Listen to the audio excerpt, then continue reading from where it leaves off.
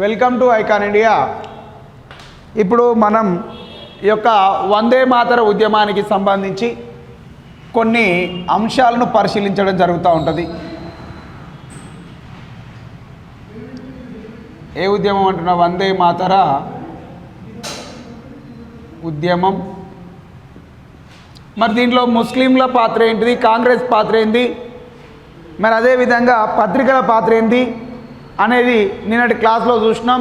మరి ఈరోజు క్లాస్లో ఏం మాట్లాడుతున్నాము అంటే వందే మాతర ఉద్యమానికి మద్దతునిచ్చిన పత్రికలు ఏమిటి, వందే మాతర ఉద్యమానికి మద్దతునిచ్చిన పత్రికలు ఏవి అనే అంశాన్ని మనం చూసినట్లయితే వందే మాతర ఉద్యమానికి మద్దతునిచ్చినటువంటి పత్రికలు ఏంటి అంటే ఒకటి అమృత బజార్ అని చెప్పి పిలుస్తున్న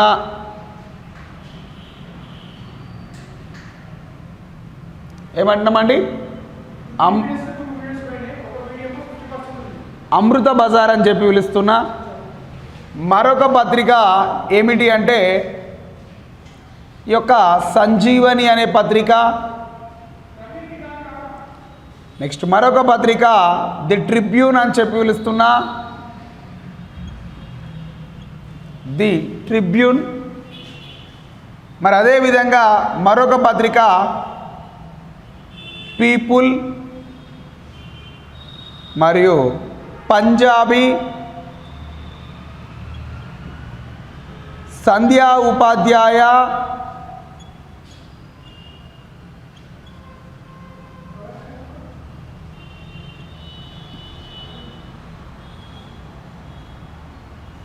ఇంకో పత్రిక వచ్చేసి నవభారత్.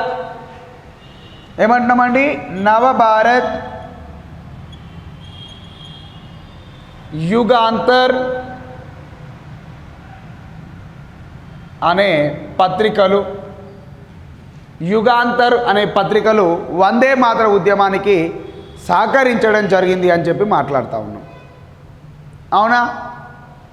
మరి ఈ వందే మాతర ఉద్యమాన్ని నాయకత్వం వహించినటువంటి నాయకులు ఎవరు అనే విషయాన్ని మనం పరిశీలించినట్లయితే వందే మాతర ఉద్యమానికి నాయకత్వం వహించినటువంటి నాయకులు ఎవరెవరు ఒకసారి చూసినట్లయితే ఒక ఆయనే బిపిన్ చంద్రపాల్ అంటున్నా.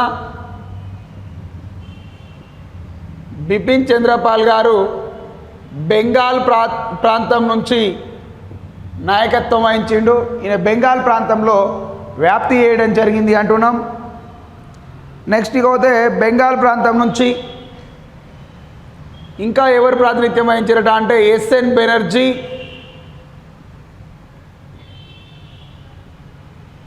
ఈయన కూడా బెంగాల్ ప్రాంతం నుంచే. నెక్స్ట్ అశ్విన్ కుమార్ దత్తా,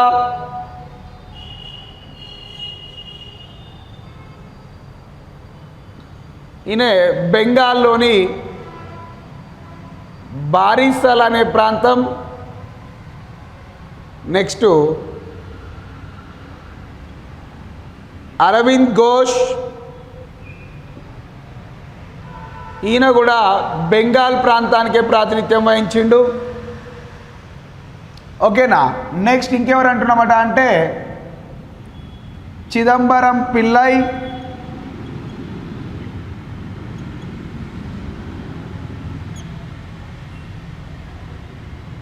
ఈయన మద్రాసు నుంచి ప్రాతినిధ్యం వహించిండు.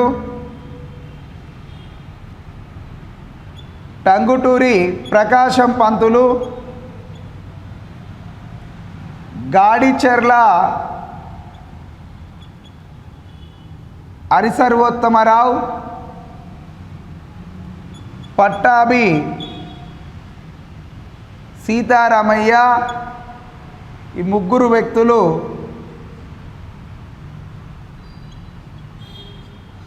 ఆంధ్ర ప్రాంతం నుంచి ప్రాతినిధ్యం వహించారు అంటున్నాం.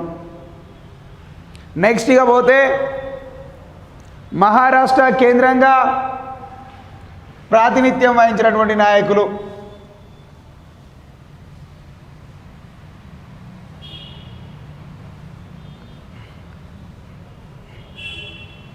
మహారాష్ట్ర కేంద్రంగా ప్రాతినిధ్యం వహించినటువంటి నాయకులు అంటున్నాం. బాలగంగాధర్ తిలక్ మహారాష్ట్ర పూణే కేంద్రంగా ఆయన ప్రాతినిధ్యం వహించిండు. నెక్స్ట్ టిఎం నాయర్, ఈయన మద్రాస్ కేంద్రంగా. లాలా లజపతి రాయ్, ఈయన పంజాబ్ కేంద్రంగా నాయకత్వం వహించిండు. మరి ఈ విధంగా వీళ్ళు ఉద్యమ నాయకత్వాల్ని తీసుకోవడం జరిగింది అని చెప్పి మాట్లాడడం జరుగుతుంది. అవునా అండి? నెక్స్ట్ ఇంకెవరైనా ఉన్నారా అంటే సయ్యద్ హైదర్ రాజా ఈయన ఢిల్లీ కేంద్రంగా ఉద్యమానికి నాయకత్వం వహించిండు. మదన్ మోహన్ మాలవ్య, ఈయన సెంట్రల్ ప్రావిన్స్ కేంద్రంగా వందే మాతర ఉద్యమానికి నాయకత్వం వహించడం జరిగింది అంటున్నాం. ఏ ప్రాంతం కేంద్రంగా? సెంట్రల్ ప్రావిన్స్ కేంద్రంగా. అవునా? నెక్స్ట్ ఈ విధంగా ఒక్కొక్కరు ఒక్కో ప్రాంతం నుంచి ప్రాతినిధ్యం వహించడం జరిగింది అని చెప్పి మాట్లాడుతూ ఉన్నాం. వీళ్ళంతా వందే మాతర ఉద్యమ కాలంలో నాయకత్వం వహించినటువంటి నాయకులుగా మనం గుర్తుపెట్టుకోవాలి అంటున్నాం. మరి వందే మాతర ఉద్యమ సందర్భంగా రాష్ట్రంలో బెంగాల్ ప్రాంతంలో ఒక అలజడి సృష్టించబడింది. దాని ఫలితమే బెంగాల్ విభజన అనేది రద్దు అవ్వడం జరిగింది. బెంగాల్ విభజన రద్దు చేస్తున్నట్లుగా ఎప్పుడు ప్రకటన వచ్చింది అనే విషయాన్ని మనం పరిశీలించినట్లయితే 1911 డిసెంబర్ 11 తారీఖు నాడు 1911 డిసెంబర్ 11 తారీఖు నాడు బెంగాల్ విభజన అనేది రద్దు అవ్వడం జరిగింది అంటున్నా. అవునా? నెక్స్ట్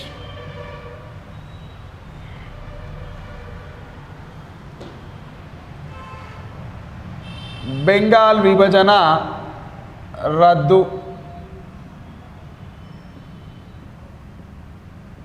ఏమంటున్నామండి? బెంగాల్ విభజన రద్దు అని చెప్పి పిలుస్తున్నాం.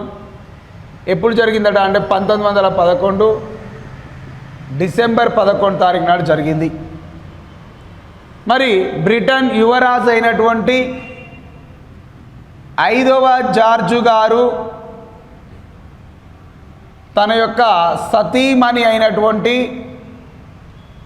మేరీతో ఇండియాను సందర్శించిన సందర్భంగా, ఇండియాలో పర్యటించిన సందర్భంగా ఈ యొక్క ఢిల్లీ దర్బార్ను ప్రకటించారు. ఢిల్లీ దర్బార్ను వీరి యొక్క పర్యటన సందర్భంగా ఢిల్లీ దర్బార్ను నిర్వహించారు అంటున్నా. మరి ఈ ఢిల్లీ దర్బార్ సందర్భంగా ఈ ఢిల్లీ దర్బార్లో ఏమన్నారట అంటే, ఒకటి బెంగాల్ విభజనను రద్దు చేస్తున్నట్లుగా ప్రకటన చేసిర్రు. దీన్ని బెంగాల్ విభజనను రద్దు చేస్తున్నట్లుగా ఒక ప్రకటన వచ్చింది. రెండవ ప్రకటన ఏమిటి అంటే, కలకత్తా నుండి రాజధానిని ఢిల్లీకి మార్చారు.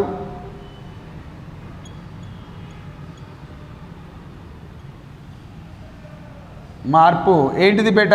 రాజధాని మార్పు అనేది చేపట్టారు. ఎక్కడి నుంచి ఎక్కడికి? కలకత్తా నుంచి ఢిల్లీకి రాజధాని మార్పు అనేది చేపట్టడం జరిగింది. నెక్స్ట్ ఈ సందర్భంగానే ఢిల్లీ పట్టణ నిర్మాణానికి శంకుస్థాపన చేస్తాం, ఢిల్లీ పట్టణం నిర్మాణం జరుగుతుంది అని చెప్పి ప్రకటన చేసిర్రు. నెక్స్ట్ ఇంకేమంటున్నామట అంటే బీహార్ అనే రాష్ట్రాన్ని కూడా ఏర్పాటు చేస్తాము అని చెప్పి ప్రకటన చేసిర్రు. ఏ రాష్ట్రం ఏర్పాటు? బీహార్ అనే రాష్ట్రాన్ని ఏర్పాటు చేస్తాము అని చెప్పి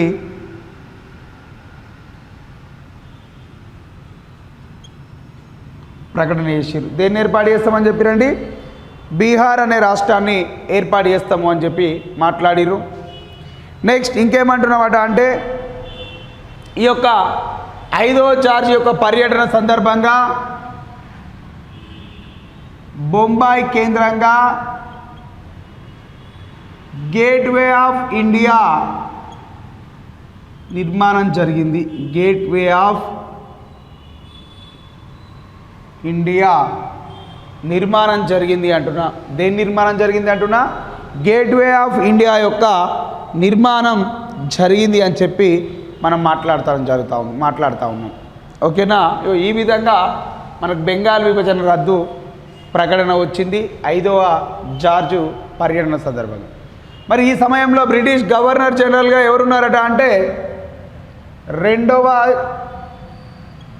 హర్జింట్ అనేవాడు ఉన్నాడు. ఎవరున్నారు బేట? 2వ హర్జింట్ అనేవాడు ఇక్కడ బ్రిటిష్ గవర్నర్ జనరల్గా ఉన్నాడు అంటున్నా. ఎవరు బేట? 2వ హర్జింట్ అనేవాడు బ్రిటిష్ గవర్నర్ జనరల్గా కొనసాగుతున్నాడు అంటున్నా. అవునా? నెక్స్ట్ ఈ విధంగా ఇలాంటివి జరిగినాయి. మరి బెంగాల్ విభజనను అంటే ఈ బెంగాల్ విభజన కార్యక్రమాన్ని గురించి కొంతమంది ప్రముఖ వ్యక్తులు కొన్ని ముచ్చట్లు చెప్పారు. బెంగాల్ విభజన మీద కొంతమంది ప్రముఖుల యొక్క వ్యాఖ్యానాలు. బెంగాల్ విభజన ఒక పాశవిక చర్య అని చెప్పి సురేంద్రనాథ్ బెనర్జీ గారు మాట్లాడారు. స్టేట్మెంట్స్, బెంగాల్ విభజన మీద కొన్ని స్టేట్మెంట్స్ అంటున్నా. ఆ స్టేట్మెంట్స్ ఏంటి అనేది ఒకసారి చూద్దాం. బెంగాల్ విభజన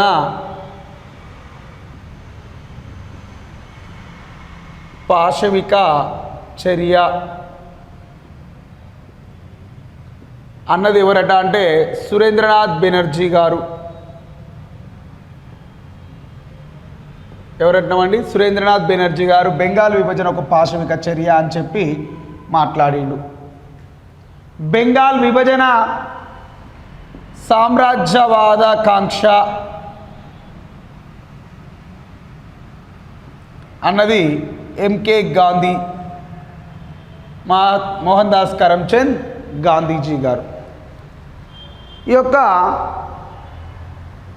బెంగాల్ విభజన బాంబే షెల్ అన్నది బెంగాల్ విభజన పాశవిక చర్య అన్నది ఎవరట అంటే ముస్లిం వ్యక్తి. ఆయన పేరే ఈ యొక్క సలీముల్లా అని చెప్పి మాట్లాడుతున్నాం. ఏమంటున్నామండి? సలీముల్లా. ఏం పేరు? సలీముల్లా. మరి బెంగాల్ విభజన ఓ బాంబే షెల్ అన్నది ఎవరట అంటే ఎస్ఎన్ బెనర్జీ. చిన్న మిస్టేక్ అయింది, సెట్ చేసుకోండి. బెంగాల్ విభజన బాంబే షెల్ అన్నది ఎవరంటున్నా? ఎస్ఎన్ బెనర్జీ అని చెప్పి పిలుస్తూ ఉన్నా. అవునా? నెక్స్ట్ బెంగాల్ విభజన ఒక మోసం అని చెప్పి పేర్కొన్నది. బెంగాల్ విభజన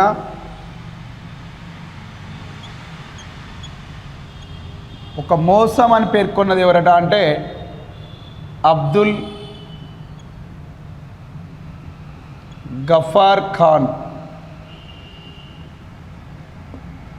ఎవరంటామండి? అబ్దుల్ గఫార్ ఖాన్ గారు బెంగాల్ విభజన ఒక మోసం అని చెప్పి పేర్కొనడం జరిగింది. ఇలాంటి ప్రకటనలు అనేటివి కూడా రావడం జరిగింది ఈ యొక్క బెంగాల్ విభజనకు సంబంధించి. అవునా అండి? రైట్. మరి ఈ సందర్భంగా ఇట్లా బెంగాల్ విభజన రద్దయింది. 1912వ సంవత్సరంలో కలకత్తా నుండి రాజధాని ఢిల్లీకి మార్చారు. దీని అనంతర ఫలితాలు చూస్తున్నాం. 1912లో రాజధానిని ఎక్కడి నుంచి ఎక్కడికి మార్చారు? కలకత్తా నుండి ఈ యొక్క ఢిల్లీకి మార్చడం జరిగింది అంటున్నా. ఎక్కడి నుంచి ఎక్కడికి మార్చారు బేట? కలకత్తా నుంచి ఢిల్లీకి మార్చారు. ఈ సందర్భంగానే ఈ యొక్క 1912వ సంవత్సరంలో లాహోర్ కేంద్రంగా రెండవ హర్జింట్ పైన హత్యాయత్నం జరిగింది. దీన్నే లాహోర్ కుట్ర అని చెప్పి కూడా పిలుస్తారు. దీన్నే లాహోర్ కుట్ర కేసు అని చెప్పి కూడా పిలుస్తారు. ఏమంటారండి? దీన్నే లాహోర్ కుట్ర కేసు అని చెప్పి కూడా పిలవడం జరుగుతూ ఉంది.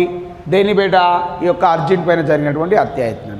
ఇది మనకున్నటువంటి వందే మాతర ఉద్యమం, బెంగాల్ విభజనకు సంబంధించినటువంటి అంశాలు. ఇక దీని తర్వాత నేను మరొక టాపిక్ను డిస్కస్ చేయబోతున్నాం. అదేమిటి అంటే హోమ్ రూల్ లీగ్ మూవ్మెంట్ అని చెప్పి పిలుస్తూ ఉన్నాం. ఏమంటున్నామండి? హోమ్ రూల్ లీగ్ మూవ్మెంట్ అని చెప్పి పిలుస్తూ ఉన్నాం. మరి హోమ్ రూల్ లీగ్ ఉద్యమం అనేది ఎప్పుడు జరిగింది? మరి హోమ్ రూల్ ఉద్యమం అనేది ఏ విధంగా జరిగింది అంటే, మీరు ఇంతకుముందుకే అన్ని బీసెంట్ యొక్క దివ్యజ్ఞాన సమాజం కావచ్చు, ఆ సమయంలో నేను ఈ హోమ్ రూల్ లీగ్ మూవ్మెంట్ గురించి మాట్లాడినాం. మరొక్కసారి దీని గురించి డిస్కస్ చేస్తాను, హోమ్ రూల్ లీగ్ మూవ్మెంట్ గురించి.